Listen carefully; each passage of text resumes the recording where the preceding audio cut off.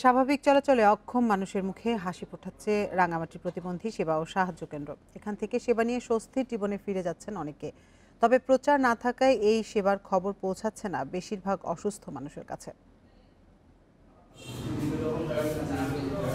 Brain stroke, paralysis কিংবা দুর্ঘটনার কারণে অনেকের হাত পা সহ শরীরের বিভিন্ন অঙ্গ অচল হয়ে পড়ে।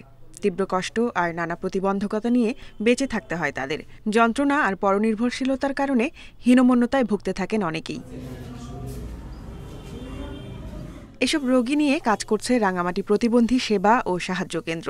পেশাদারিত্ব আর যত্ন নিয়ে সেবা করে যাচ্ছেন এখানকার কর্মীরা।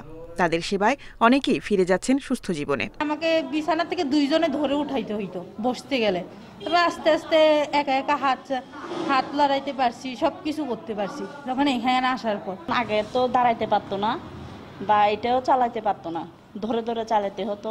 এখন মানে আগের থেকে চালাইতে পারে ও, আর এটা তো আপনারাই দেখতেছেন। ফিজিওথেরাপি দিয়ে শরীরের বিভিন্ন অঙ্গ কার্যকর করা, স্পিচ থেরাপি দিয়ে কথা বলতে সাহায্য করা, মনোবল বাড়াতে কাউন্সেলিং ছাড়াও নানা উপকরণ দেওয়া হয় বিনামূল্যে। এখানে কিন্তু সব আধুনিক যন্ত্রপাতি দিয়ে সুসজ্জিত এবং এখানে রয়েছে একদল দক্ষ টিম যারা সার্ভিস দিয়ে থাকেন। ডিপ্লোমা ফিজিওথেরাপি সহকারী আছে এখানে আছে টেকনিশিয়ান।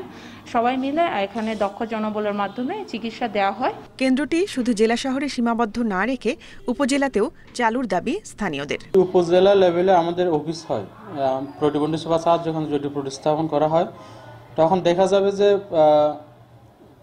যে জেলায় থাকলে যে কস্টিংটা হয় আর ওইখানে যে সার্ভিস নিলে কস্টিংটা অনেক কমে যাবে। এটা ডাইরেক্ট উপকৃত হবে আমাদের প্রতিবন্ধী এবং প্রতিবন্ধীদের ঝুঁকিতে থাকা যারা ব্যক্তি। রাজস্ব খাতের আওতায় না আসায় এখনও অনিশ্চয়তায় থাকেন সেবা কেন্দ্রটির কর্মীরা। Independent news desk.